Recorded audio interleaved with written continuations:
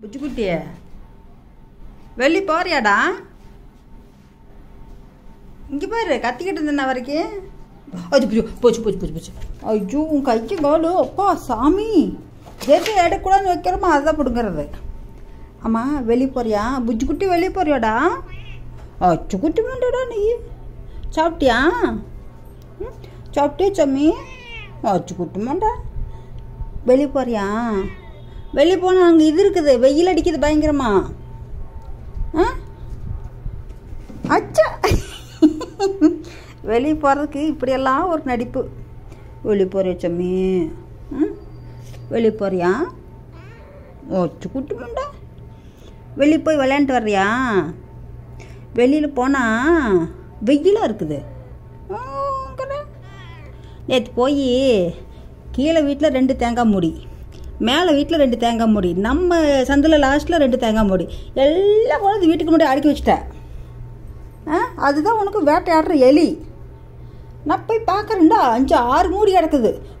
6 மூடி கவிட்டு வந்தாச்சு வீட்டுக்கு. புச்சுக்குட்டி, நம்ம சட்னி அரைச்சி திங்கிற மாதிரி இருந்தால் பரவாயில்லடா. நீ போய் தேங்காய் மூடி திருடிட்டு வர்றா.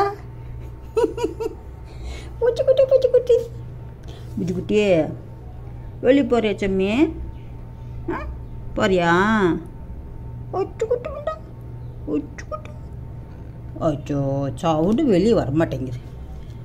பில்லு சாப்பிட்டியா? பில்லு புச்சுக்குட்டி, பில்லு சாப்பிட்டியாடா? அச்சோ, சாப்பிட்டியா? பில்லு சாப்பிட்டு வர்றியா? போய் வெளியே போறியா? வெளியே போகலாம் மாட்டேங்க.